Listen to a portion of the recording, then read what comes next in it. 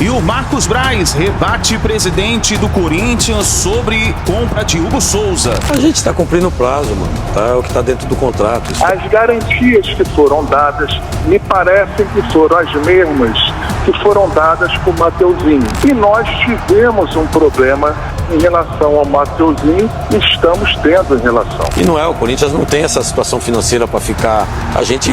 Nós fizemos um contrato e uma compra da forma que está no contrato. E a gente vai cumprir. Dia 30. Dia 30, tem um prazo aí, acho que quem sabe até antes. Festa na chegada do Flamengo em Fortaleza. Flamengo é recebido com festa pelos torcedores em chegada ao hotel em Fortaleza.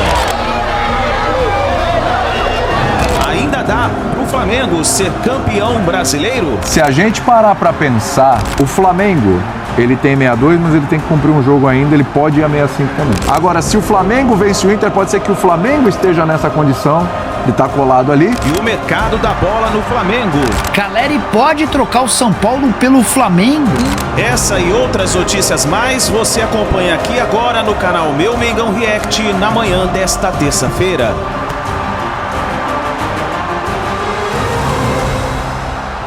E hoje tem Flamengo, Mengão entra em campo hoje, partida pelo Campeonato Brasileiro contra o Fortaleza, um confronto direto por aqueles que estão ali brigando lá em cima pelo título do Campeonato Brasileiro. Tem muita informação pra gente analisar aqui, como essa discussão que aconteceu entre o presidente do Corinthians e o vice-presidente do Flamengo, Marcos Braz, falando aí sobre o Hugo Souza, que pode até mesmo retornar para o Flamengo. E tem informação também referente aí sobre essa preparação do Flamengo para essa partida contra o Fortaleza. Quem será o campeão brasileiro de 2024? E tem informação também no mercado da bola pra gente analisar. Mas faz o seguinte, nação, você que tá aí tomando seu café da manhã, se preparando para ir trabalhar, para levar seu filho na escola, vamos juntos aqui analisar as últimas informações do Flamengo. Chega dando aquela moral, deixando seu like. Se você não é inscrito aqui no canal, se inscreva e ative o sino das notificações e corre nos comentários e coloque de qual cidade você está assistindo nossos vídeos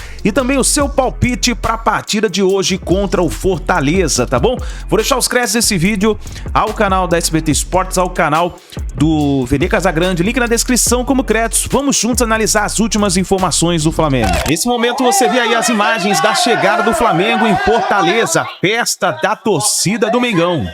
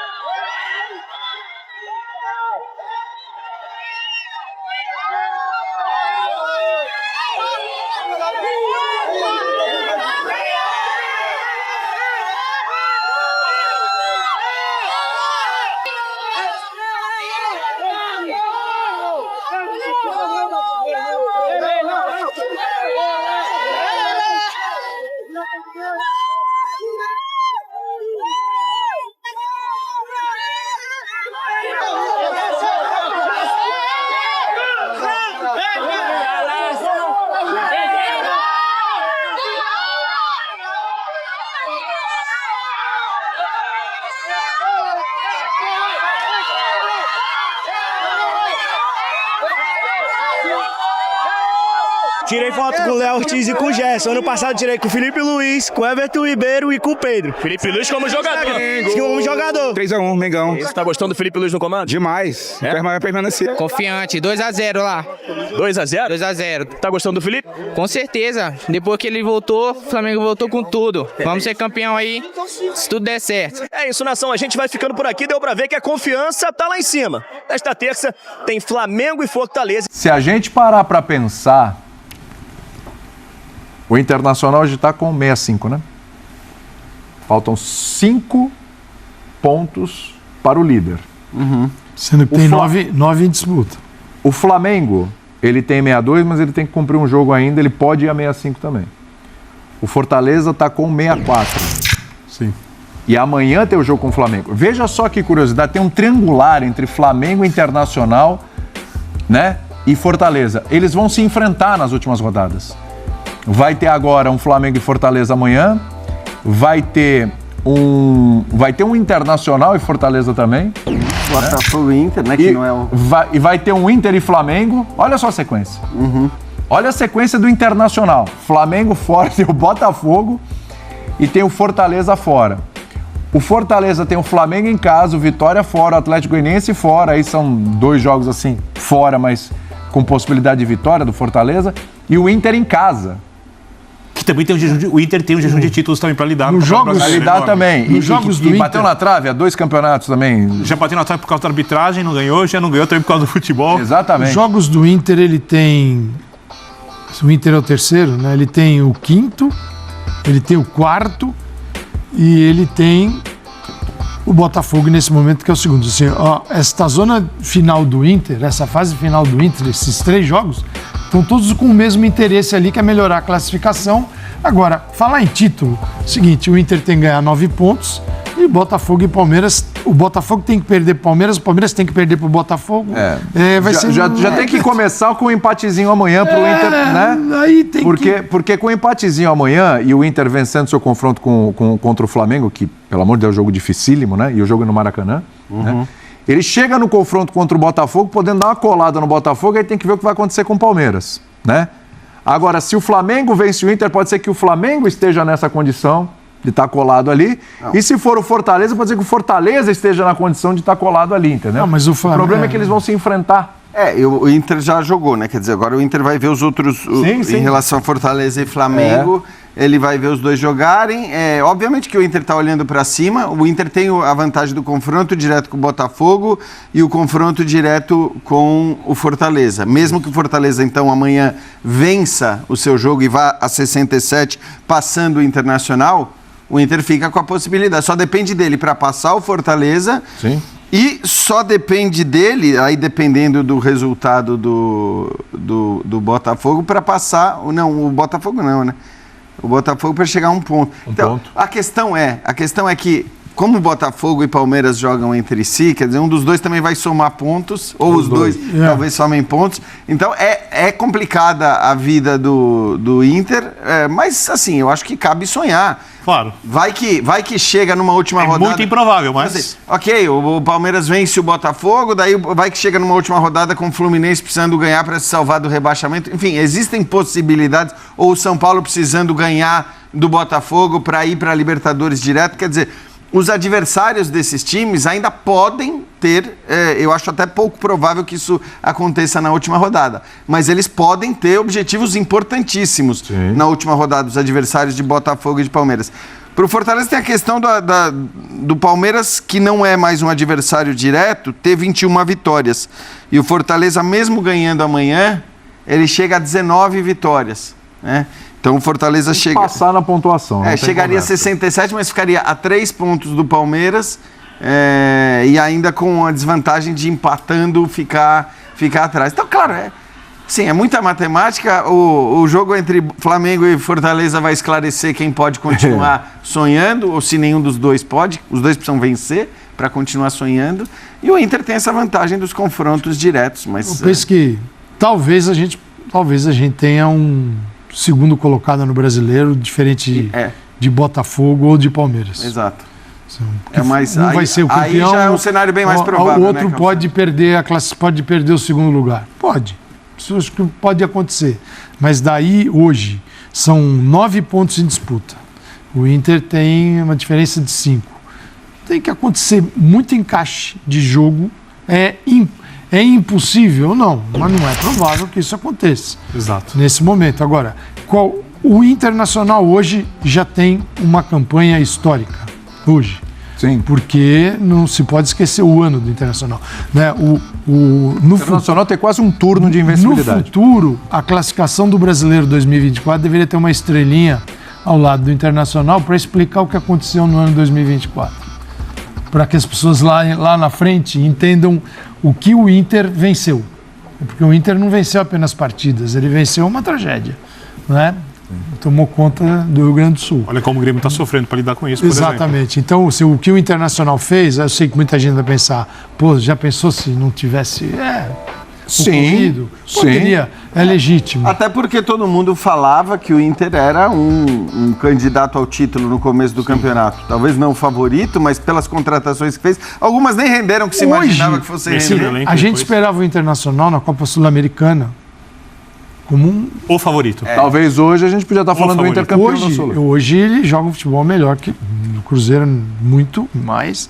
Mas você vê que a gente falava de Inter e Fortaleza, né, Calçade, como talvez dois dos principais favoritos da Sul-Americana, e olha onde eles estão no Brasileiro. Exatamente. O tempo passou, não deu certo, mas o que o Inter está jogando, porque o Inter tem a consistência, o Inter, né, ele conseguiu adquirir isso, a consistência, é um time também que suporta os momentos mais difíceis, consegue os resultados, que é aquilo que o Abel falou que é importante. Às vezes está tudo ruim, mas tem que ganhar o jogo.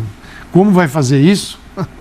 Aí acontece uma série de fatores, que o trabalho do Abel em quase 5 anos já mostrou, e o do Roger tem meses. Sim. Cara, agora 3 rodadas faltando, a gente tem 5 candidatos ao título, 3 deles ok, com chances bem mais reduzidas, mas é espetacular, assim, o final do campeonato, e mais do que isso, eu acho que é espetacular a gente ver a qualidade dos times que estão aí, por motivos diferentes, né? Claro que o Flamengo tem muito da sua qualidade baseada nas contratações que fez, mas é um esquadrão, é o melhor elenco na América do Sul. A gente tem o Internacional jogando a bola que está jogando. Palmeiras e Botafogo já falamos muito das qualidades. Fortaleza, ano após ano, a gente ressalta, ou seja, não é por acaso que ele está lá no meio. Os 2 trabalhos mais longevos de técnico. Exato. E outra, cara, o Atlético, que tem o time que tem, tá lá para trás. Então, olha o que é esse campeonato brasileiro. Sem contar o Fluminense campeão da Libertadores. Fluminense campeão da Libertadores. 2023.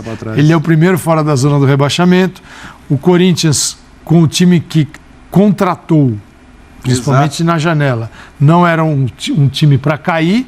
E no momento que se distanciou do rebaixamento, as coisas começam a fluir de uma outra maneira. Porque você fica mais leve, a coisa pesa menos. E com 6 vitórias, que é um negócio que não aconteceu há muito tempo. Então você tem lá embaixo, né? E tem, por exemplo, um clube que você jamais imaginaria que estaria nessa situação de rebaixamento, que é o Red Bull Bragantino. Você fala assim, não, eles vão estar sempre ali, quarto, quinto, depois que vendeu o Elinho. Mas para mim é um caso muito parecido com o caso do Bahia, quando o Bahia é rebaixado. Porque não faz sentido nenhum, não fazia sentido nenhum o Bahia estar lá no momento que ele é rebaixado. Agora, isso também acontecer com tanta frequência no futebol brasileiro, porque acontece, né? Quantas vezes a gente já fala, não tem time para cair, e cai. Sim. Não tem camisa para cair, e cai. Isso só acontece porque o Campeonato Brasileiro é absurdo. Então, assim, a gente falou, citamos todos esses times, dá para citar o São Paulo também. Então, assim, você tem muito time bom, você tem muito time para ambicionar alguma coisa, você tem outros em recuperação, como é o caso do Cruzeiro, como é o caso do Vasco. Então, cara, é por isso um campeonato espetacular, né? Se ganhar o brasileiro os treinadores, para o treinador, é a chancela de um trabalho competente num campeonato que é um dos mais difíceis do mundo. Todos os problemas que a gente tem, porque os problemas também geram essa dificuldade para você jogar, né? A gente sempre quer eliminar os problemas para tornar o Campeonato Brasileiro tecnicamente muito melhor, e poderia ser. A gente poderia ter aqui um campeonato que acho que todos os movimentos que foram feitos nos últimos anos são favoráveis ao Campeonato Brasileiro. A vinda dos treinadores estrangeiros, você traz uma legião, né, gente para observar o que está acontecendo. Jogadores também que vieram jogar aqui, que naturalmente não escolheriam o Brasil para jogar. Isso também chama atenção. Você pega, por exemplo, foi o último, não foi esse jogo, foi o jogo acho que contra o Cruzeiro, do jogo do Corinthians. A manchete já não marca no AS. Uma das primeiras manchetes era o Memphis. O Memphis, o cara está acompanhando. O cara no Brasil, como é que está então, assim, você desloca um olhar que a gente não tinha. E isso chama atenção porque os treinadores estrangeiros estão aqui, ainda mais os estrangeiros, né, sabem que é injusto com o brasileiro achar que o brasileiro não sabe o valor de ganhar um brasileiro. Claro que sabe. Sim. Mas a gente é que não dá esse valor, porque nós agora estamos com esse campeonato brasileiro super legal, porque a final da Libertadores está definida faz um mês. Porque até então, tinha muita gente assim, deixando o Brasileirão de lado, como todo ano acontece. E isso é terrível. Mas o estadual ninguém larga. Não, porque o calendário não pede isso. O estadual ninguém larga porque tem as boquinhas também, que não dá para largar. Agora, o a final da Libertadores e do Brasileirão muito próximas, o que acontece? A final, digo, a decisão do Brasileiro, embora amanhã tenha uma final para jogar. Quem está ali podendo disputar as duas, ou que acabou ficando fora, fica com aquela sensação de que perdeu muita coisa não estar na final. E aí o outro campeonato passa a ser relevante. Sempre o brasileiro sofre com isso. Porque a Libertadores, gigantona, 13 jogos, o brasileiro com 38, quase 3 vezes mais, ele é inferior à Libertadores. Ganhar o brasileiro é muito legal. E é o seguinte, nação, o presidente do Corinthians, em entrevista, falou sobre a compra do goleiro Hugo Souza, está comprando do Flamengo, e o Marcos Braz, ele ligou no programa, ao vivo, que estava participando ali o presidente do Corinthians, e falou, né, sobre essa repercussão dessa negociação, e falou que não aceitou as garantias que o presidente do Corinthians deu para a compra do Hugo Souza. Dá só uma olhada no que aconteceu. Deixa eu falar. Não, desculpa, perdão, mano, vai. Com relação a reforços, presidente, tem um cara que tá tirando o sono da torcida. Inclusive, tem aí uma divergência entre as partes aí, que é com relação ao Hugo Souza.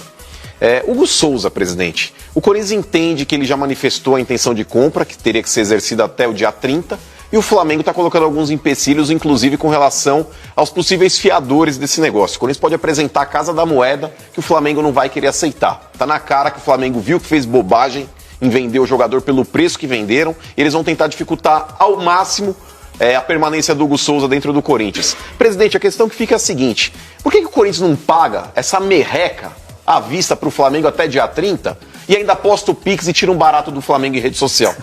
A gente está cumprindo o prazo, mano. Tá? É o que está dentro do contrato. Isso que até o dia 30 de novembro agora. Isso está do jurídico. Se o Corinthians não tiver o dinheiro, presidente, 800 mil euros, o Sheik faz o Pix agora. Pô, você não tem ideia quantos querem fazer isso. A gente presidente, eu sento para conversar, viu? Aí, o Sheik paga. Sem compromisso. Hein, presidente, por que o Corinthians já não paga logo essa dentro do prazo, mano. A gente, assim, e não é, o Corinthians não tem essa situação financeira para ficar. Nós fizemos um contrato e uma compra da forma que está no contrato. Nós estamos cumprindo o contrato, mas o jurídico já está em contato com eles, está tudo caminhando bem.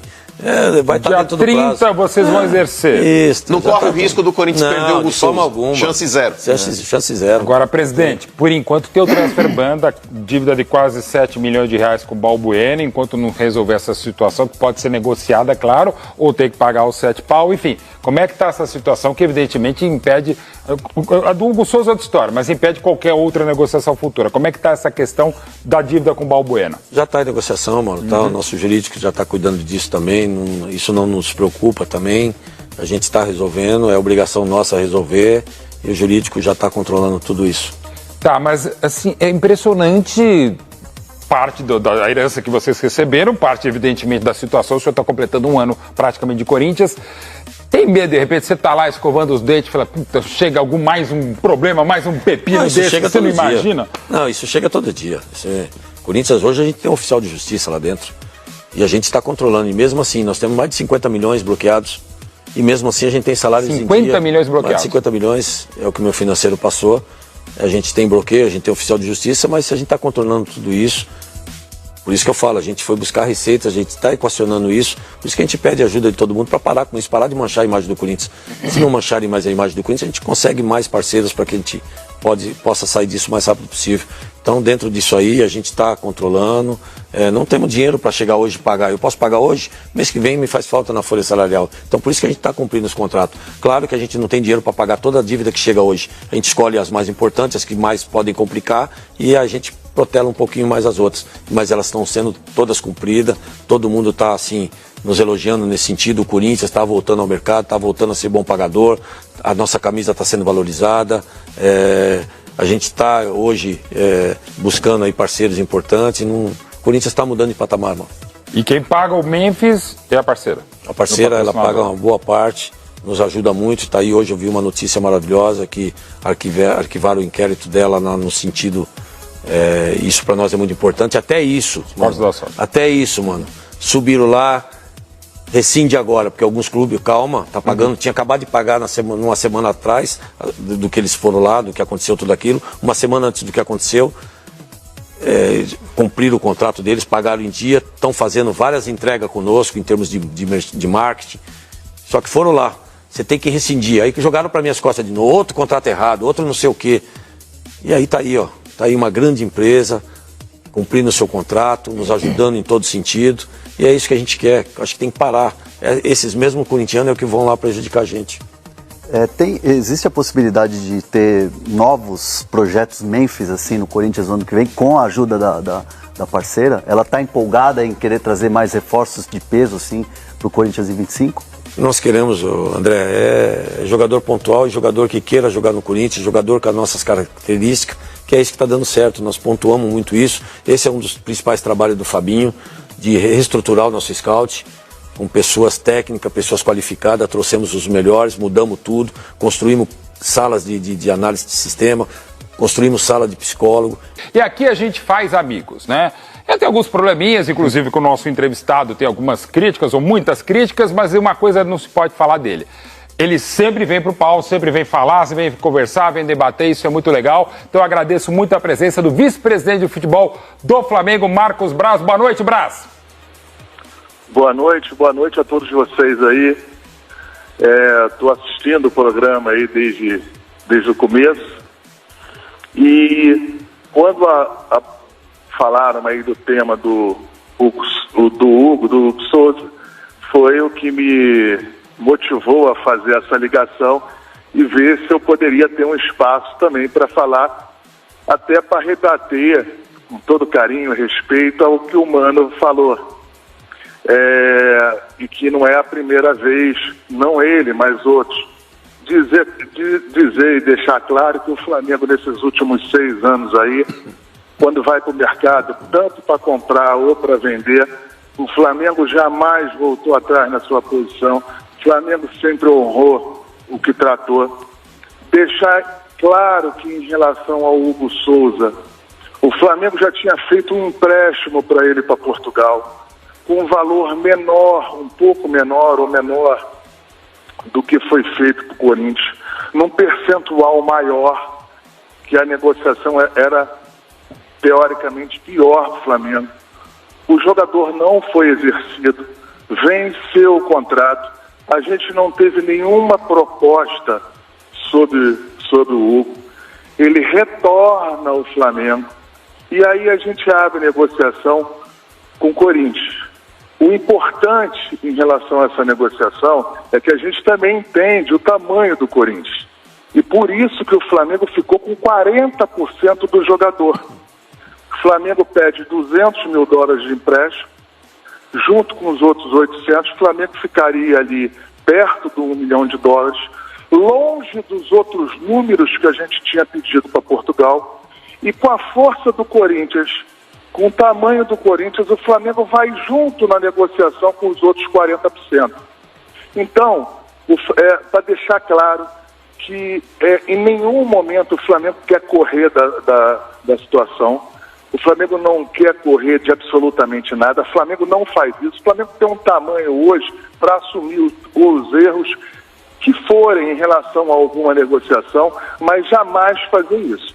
O que acontece, e aí tem que se respeitar o jurídico e os processos legais, e aí sai um pouco fora do futebol também, em relação às garantias.